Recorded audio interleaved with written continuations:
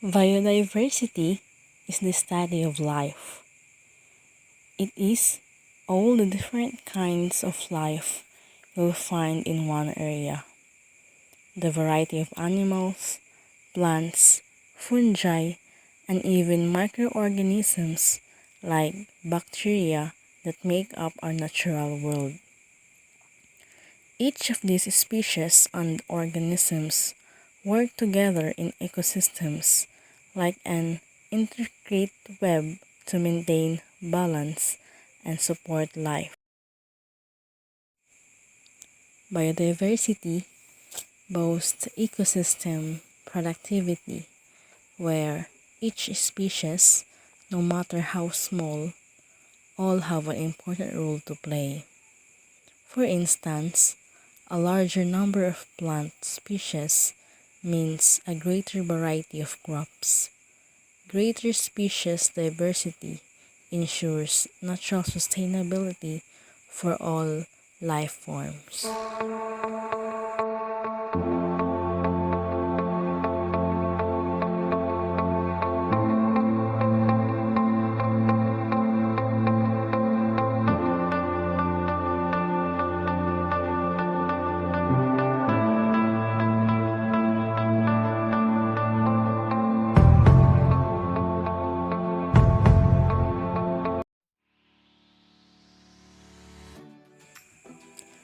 But there are many individuals do not think about the damage they're causing on biodiversity.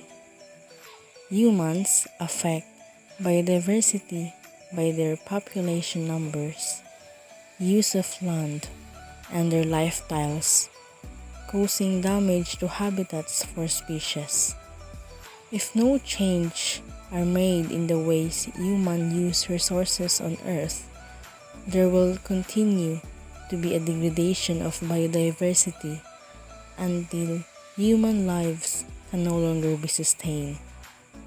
We define biodiversity as a total richness of biological variation, and there are many threats to biodiversity that are associated with the human economy, emphasizing severe damage that is being caused, especially that associated with losses of species and of natural ecosystems. Extinction refers to the loss of a species or another name, biological entity over all of its range on Earth. It have always occurred as a result of natural influences. These include random catastrophes, as well as the longer-term effects of environmental change, such as in climate or in biological factors such as disease or predation. An enormous increase in the rate of extinctions has been one of the most important consequences of humans becoming the dominant species on Earth. Species are now disappearing so quickly that we refer to the phenomenon as an extinction crisis or a biodiversity crisis. Life has existed on Earth for about 3.5 billion years. Almost all of the species that have lived during that period of time are now extinct, having disappeared naturally for some reason or other. In many cases, the extinct species could not adapt to changes that occurred in their environment, such as shifts in climate or increases in disease, predation, or competition with other species. Many species, however, disappeared during brief episodes of mass extinction, which have may been caused by unpredictable catastrophes, such as a meteorite hitting Earth. There are many kinds of human activities are causing species to become endangered or extinct. The most important cause is the destruction of natural ecosystems under conversion into habitats that are unsustainable for the original species. Excessive harvesting of some species is also significant as is damage caused by introduced predators, disease, and competitors.